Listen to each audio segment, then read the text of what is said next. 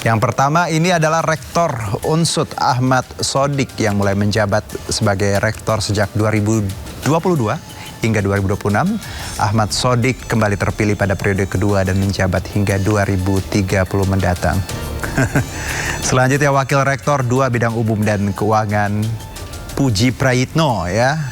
Dan terakhir ini yang sebelahnya ya Wakil Rektor 3 Bidang Kemahasiswaan Nurman Arif Prayogo. Ketiga pejabat tersebut diamankan atas dugaan kasus suap penerimaan mahasiswa baru di Fakultas Kedokteran Universitas Jenderal Sudirman. Aduh, title-nya mentereng ya, tapi tadi masih nyari side job-nya dari beginian. Aduh Bapak, ampun ya.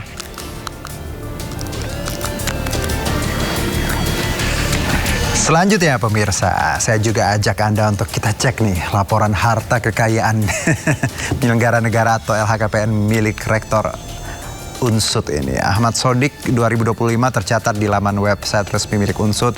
Dalam dokumen tersebut total kekayaan Ahmad Sodik mencapai 3,1 miliar rupiah. Kekayaan tersebut mencakup tanah 3.600 meter persegi, kendaraan serta harta bergerak. Dibanding 2023, kekayaan Sodik meningkat sebanyak 1 miliar rupiah.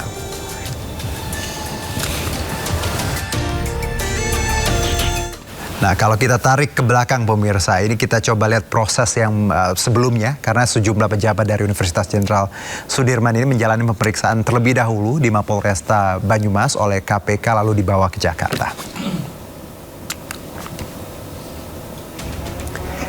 Ya, ini malam sebelum di Jakarta ya pemirsa, mereka ini sejumlah pejabat Universitas Jenderal Sudirman menjalani pemeriksaan di Mapolresta Banyumas.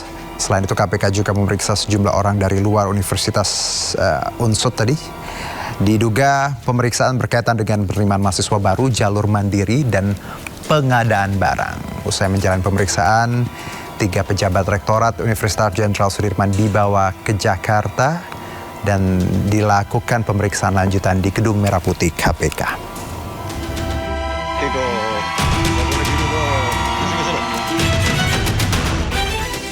Ya, perjalanan kita di Sindo Sore masih berlanjut 1 jam lagi. Kami akan jeda. Tetap bersama kami dan ada informasi terkait pra-peradilan ya. Dr. Tifa akan kami hadirkan sesaat lagi.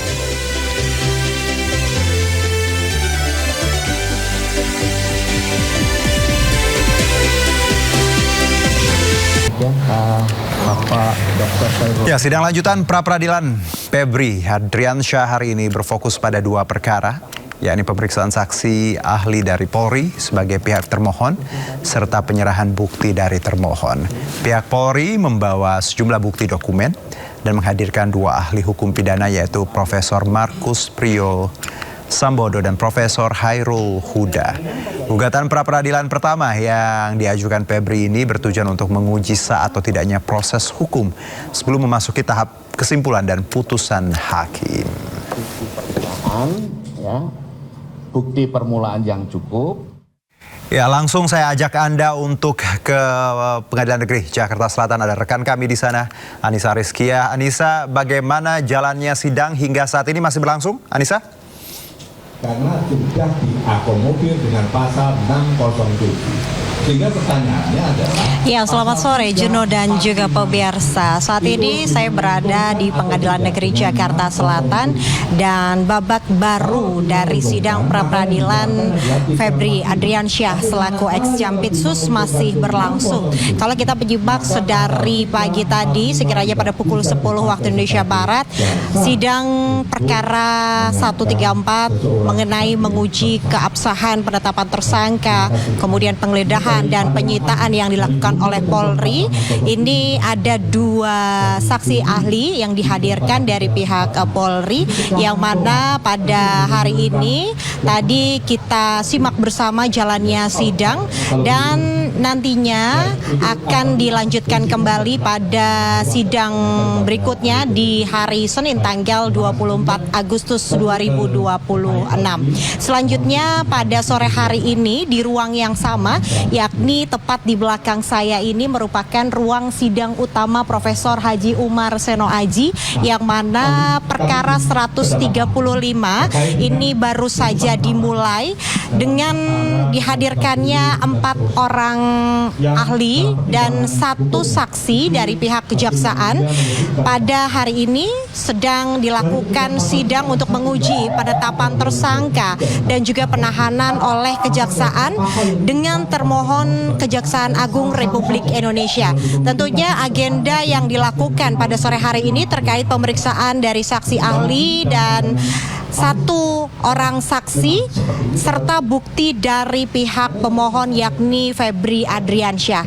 Kalau kita melihat jalannya sidang ini sejak sore tadi, memang ini berlangsung sangat lancar, yang mana dari 1 saksi ini menarik perhatian dari kami awak media pun, bahwa mantan jaksa dihadirkan. Ini sudah kurang lebih 33 tahun ia menjabat dan ia memberikan kesaksiannya bahwasannya selama ia menjabat di Kejaksaan Agung Republik Indonesia belum pernah sama sekali melihat surat penahanan yang dikeluarkan oleh pihak Kejaksaan Agung Republik Indonesia, di mana ekspos penetapan tersangka ini bisa dilakukan dalam 1 hari, yakni di tanggal 24 Juli 2026. Tentunya ini menjadi sebuah hal yang menarik kita simak bersama pada saat jalannya sidang pada sore hari ini.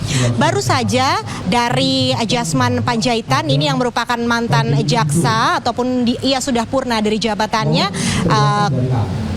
usai memberikan kesaksiannya saat ia menjabat, prosedur yang seharusnya dilakukan seperti apa hingga penetapan tersangka, dan kini ada sejumlah nama juga yang dihadirkan menjadi saksi ahli. Di antaranya ada Prof. Rasji, ini merupakan ahli tata negara dan juga administrasi. Kemudian ada Nur Basuki, beliau ini adalah ahli hukum pidana, baru saja berbicara di hadapan hakim dan juga kami.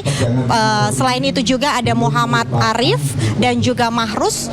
Mereka berdua ini atribusinya sebagai dosen, dan nanti kita akan menyaksikan jalannya sidang yang saat ini masih digelar, yakni sidang lanjutan pra-peradilan ex Jampitsus Febri Adriansyah. Kita nantikan hasilnya seperti apa. Untuk sementara saya kembalikan kepada Juno yang ada di studio. Nah, terima kasih banyak Anissa untuk poin-poin yang Anda sebutkan tadi, beberapa saksi yang dihadirkan, testimoni dari mereka dan juga perkembangan ini. Selamat beraktivitas kembali dan tetap jaga kesehatan. Anissa, terima kasih. Kita ke informasi berikutnya pemirsa. Kalau biasa korupsi ada di banyak lembaga, nah kali ini ada di lembaga pendidikan yang harusnya tanpa korupsi. Nah ini Komisi Pemberantasan Korupsi menggelar OTT Kamis kemarin. Salah satu yang terjaring ialah Rektor Universitas Jenderal Sudirman Ahmad Sodik.